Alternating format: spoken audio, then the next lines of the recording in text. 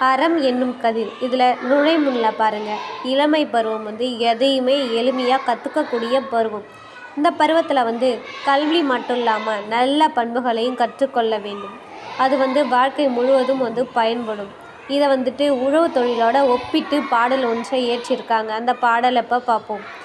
இன்சொல் விளைநிலனா ஈதலே வித்தாக வன்சொல் களைகட்டு வாய்மை எருவட்டி அன்பு நீர் பாய்ச்சி அறக்கதிர் ஈன ஓர் பைங்குல் சிறுகாலை செய்.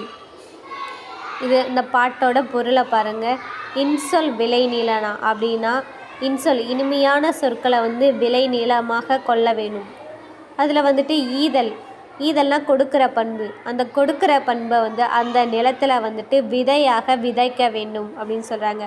வன்சொல் களைக்கட்டு அப்படின்னா கடுமையான சொற்களை அந்த விளைநிலத்தில் இருந்து களையாக அகற்றணும் அப்படின்றாங்க. வாய்மை எருவட்டி உண்மையை எருவாக அந்த கதிர்களுக்கு போடணும் அப்படின்னு சொல்கிறாங்க. அன்பு நீர் பாய்ச்சி அறக்கதிர் ஈன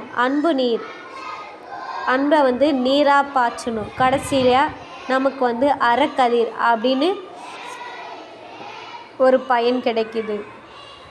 ஓர் பைங்குல் சிறுகாலை செய் அப்படின்னா இளமையான பருவத்தில் இப்படிப்பட்ட செயல்களை செய்ய வேண்டும் அப்படின்னு முனைப்பாடியார் சொல்லியிருக்காங்க.